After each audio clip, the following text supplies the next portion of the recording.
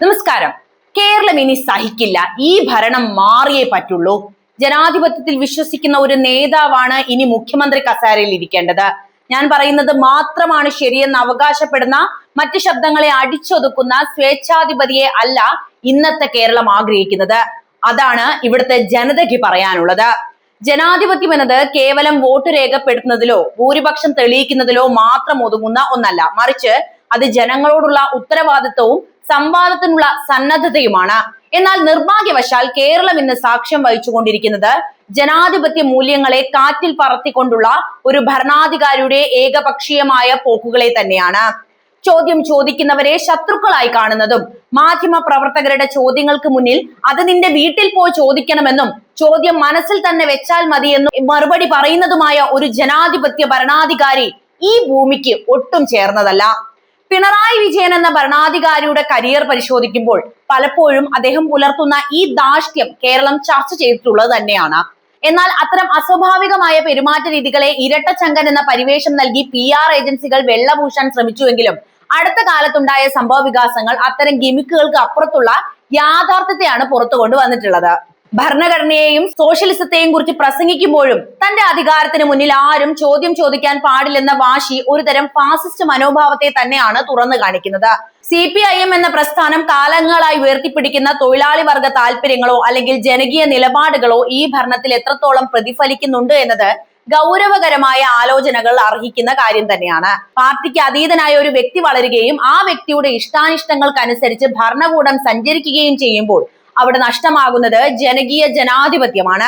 വിമർശനങ്ങളെ സഹിഷ്ണുതയോടെ കേൾക്കാനും മറുപടി നൽകാനുമുള്ള കഴിവില്ലായ്മ ഒളിച്ചോടലിന്റെ ലക്ഷണം തന്നെയാണ്. ഒരു ജനത തിരഞ്ഞെടുത്ത ഭരണാധികാരി അവരുടെ ചോദ്യങ്ങളിൽ നിന്ന് ഒഴിഞ്ഞു മാറുന്നതും പരിഹസിക്കുന്നതും ജനാധിപത്യ വിശ്വാസികളോടുള്ള വെല്ലുവിളി തന്നെയാണ്. പിണറായി വിജയൻ ഇപ്പോൾ ചെയ്യുന്നതും അത് തന്നെ.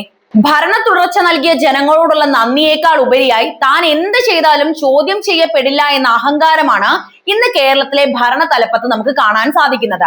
മാധ്യമങ്ങളെ നിയന്ത്രിക്കാനും ചോദ്യങ്ങളെ ഇല്ലാതാക്കാനും ശ്രമിക്കുമ്പോൾ യഥാർത്ഥത്തിൽ അപ്രസക്തമാകുന്നത് സാധാരണക്കാരന്റെ ശബ്ദം തന്നെയാണ്. PR ഏജൻസികൾ നിർമ്മിച്ചെടുക്കുന്ന പ്രതിച്ഛായകൾക്ക് അധികകാലം സത്യത്തെ മൂടിവെക്കാൻ സാധിക്കില്ല. അധികാരം എന്നത് ജനങ്ങൾ നൽകുന്ന ഒരു താൽക്കാലിക ഉത്തരവാദിത്തമാണെന്നതും അത് ധാർഷ്ട്യം കാണിക്കാനുള്ള ലൈസൻസ് അല്ല എന്നതും ഭരണാധികാരികളും അവരെ നയിക്കുന്ന പ്രസ്ഥാനങ്ങളും തിരിച്ചറിയേണ്ട കാലഘട്ടമാണ് ഇപ്പോൾ ആഗതമായിരിക്കുന്നത്. ചോദ്യങ്ങളെ ഭയക്കുന്ന ഭരണാധികാരികൾ ചരിത്രത്തിൽ എന്നും ഭീരുക്കളായിട്ട് തന്നെയാണ് അടയാളപ്പെടുത്തപ്പെട്ടിട്ടുള്ളത്.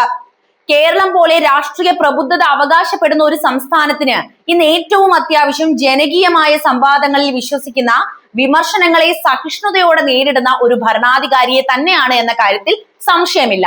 എന്നാൽ നിർഭാഗ്യവശാൽ സമീപകാലത്തെ സംഭവ വികാസങ്ങൾ പരിശോധിക്കുമ്പോൾ അധികാരത്തിന്റെ ഹുങ്കിൽ ജനങ്ങളോടും മാധ്യമ പ്രവർത്തകരോടും മുഖം തിരിക്കുന്ന ഒരു ഭരണശൈലിയാണ് ഇവിടെ പ്രകടമായിക്കൊണ്ടിരിക്കുന്നത്. 10 വർഷമായി നമ്മൾ അത് തന്നെയാണ് കാണുന്നത്.